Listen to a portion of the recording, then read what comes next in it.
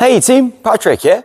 In today's lesson, we're going to look at what to do when your opponent is approaching or at the net in singles. We've got four options. You could go right at them. You can go for the lob.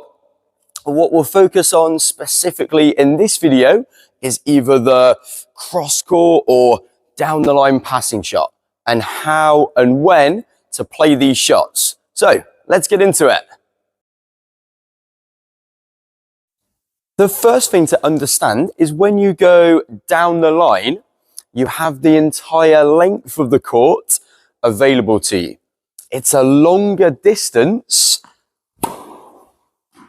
compared to the cross court where you'll have to aim shorter, as if you aim too deep, it's going to go right past your opponent at the net.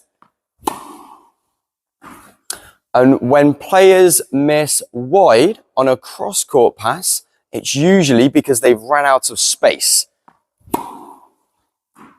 So it's not that you can never attempt a cross-court pass, but I would do so when your opponent is further back in the court off their first shot, like a serve on a serve and volley, or their approach shot, as they won't have time to get close enough to the net to cut off the angle.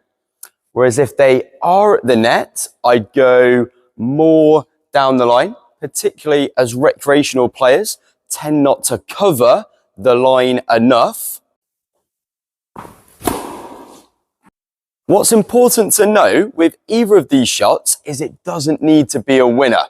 It's more of a +1 ball strategy where I would prioritize keeping the ball low, below waist height or net height, to force your opponent to hit their volley up.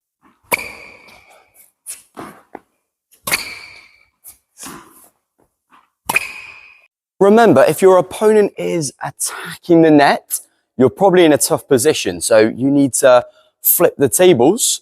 Don't go for that outright winner as it's too risky. Force them to pop the first ball up, and then you can step in and knock off the easy winner. And if you do hit a good first shot, be ready for it to come back and anticipate the short ball. So look to step in and take their time away.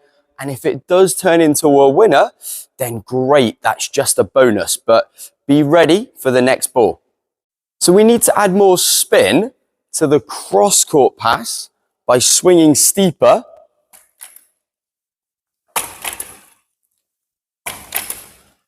As we can't rely on gravity or just keeping the ball low to keep the ball in, like on the down the line pass. We need the racket head more ahead of our hand to get our strings angled in this direction, and use more of the wrist and the forearm, which is not something I usually encourage, but this is more of a touch or feel shot.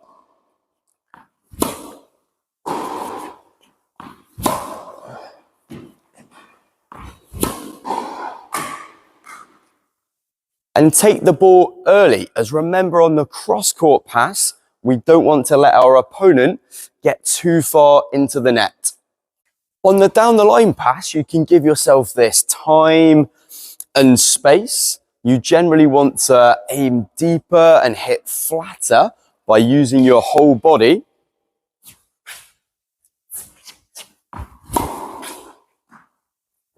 And it's useful to practice the cross-court angled pass in conjunction with the down the line pass and have the ability to switch between the two like you would in a match, so you can practice these alternate shots.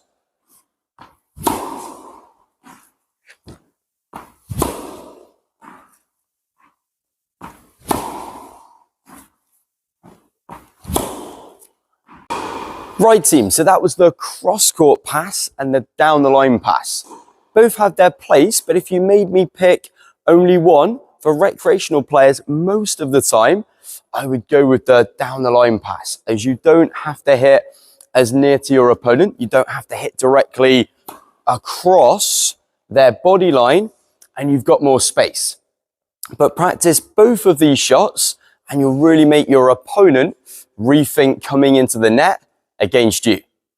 Hope this video's helped. If it has, please leave it a like and a comment and subscribe to the channel, and I'll see you on court in the next one. Cheers, guys.